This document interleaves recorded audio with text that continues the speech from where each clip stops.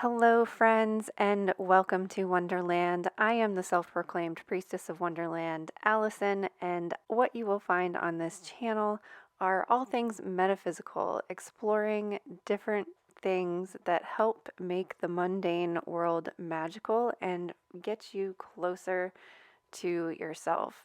One of my most favorite things that I feel like connects us deeply to ourselves and helps us find direction on our path is through astrology and specifically following the moon.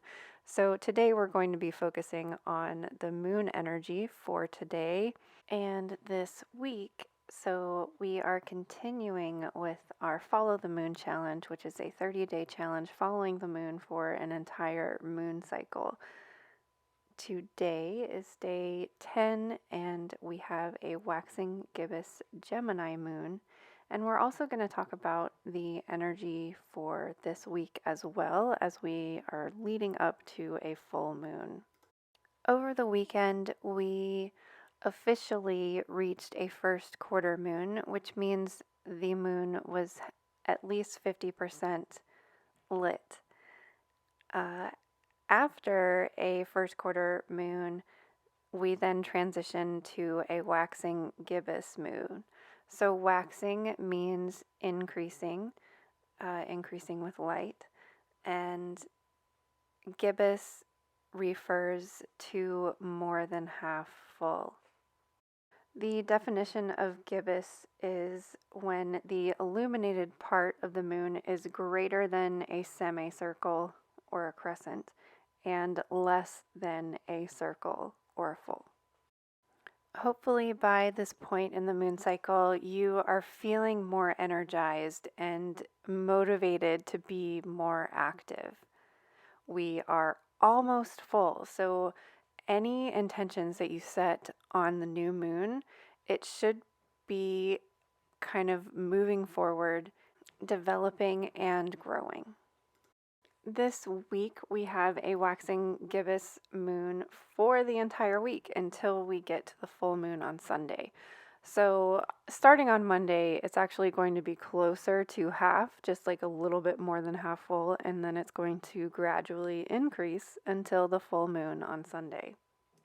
We are starting off this week with Gemini, and I wanted you to take a look at the entire week because we have officially gone through all of the elements in the zodiac so far. We started off with a new moon in Aquarius, which is an air sign, and now we've transitioned through all of the elements back to another air sign with Gemini. So, as we are moving forward through all of the elements again, I really want you to see if you can notice a difference between Gemini air and Aquarius air. And then later this week with Cancer water compared to the Pisces water and Leo fire compared to the Aries fire. Another thing I want to note about this week is on top of a full moon, we also are celebrating Imbolc on February 1st or 2nd, depending on how you prefer to celebrate.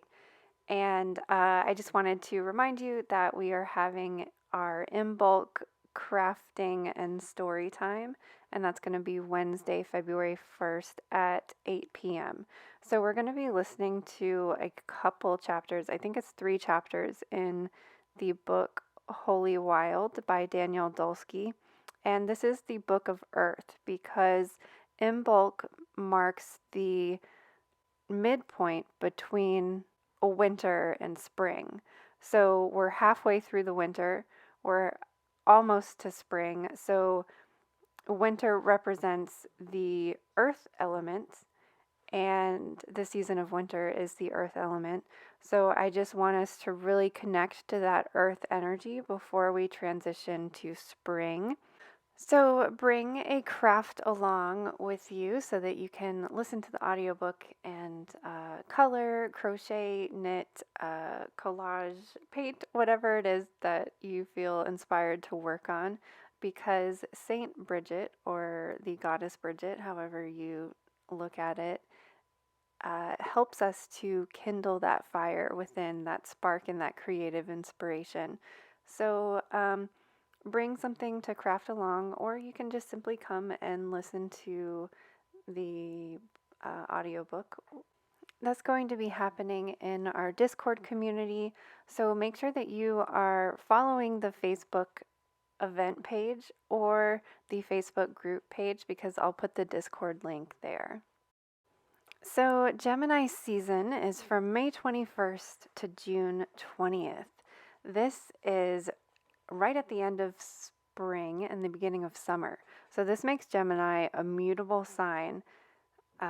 Mutable signs transition us from one season to the other. Mutable signs usually are kind of easygoing, and because they're able to be, I can be spring or I can be summer. I can be both of these things. So they're kind of just like go with the flow, easygoing kind of people. And again, Gemini is an air sign. So this is and ruled by Mercury. So this is the mental aspect of communication. The symbol associated with Gemini is the twins. So these are two parts equal a whole. You can look at it as representing duality of masculine and feminine, and the joining and integration of that together. You can see it as the spring and summer and the integration of those two aspects together. And what do you get when you mix spring and summer? We get like all of the trees and plants are blossoming and flowering, and you're getting excited and ready for summer. So Gemini energy has this playful aspect to it, this excitement, this color, this vibrancy that we experience during that time of year. The colors that I chose here were supposed to represent young and old, just because that's like another aspect of duality that Gemini can represent. But typically the colors associated with Gemini are yellows, pinks, pastel blues. This is also, kind of around Easter. So we do associate pastels and just flowers. The flowers are blooming around this time of year too. Gemini teaches us to not take things so seriously. They're able to see both sides of the coin, and that there isn't just this black and white, that there's all this room to play in the middle. Your challenge for today, if you choose to accept it, is to do something playful today. Allow yourself to experience joy for the sake of experiencing joy.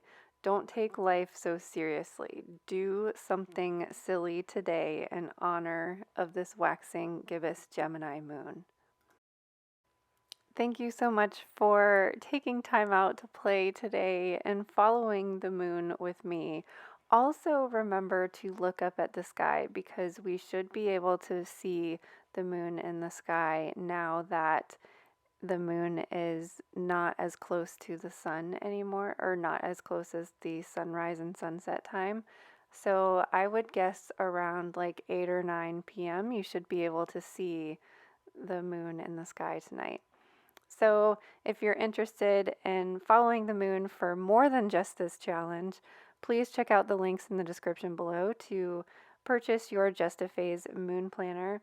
Also, if you are just joining us on this challenge, we are on day 10. You have 10 videos to watch to catch you up. They're quick and short videos, just like today, so it should not take you that long to get through them.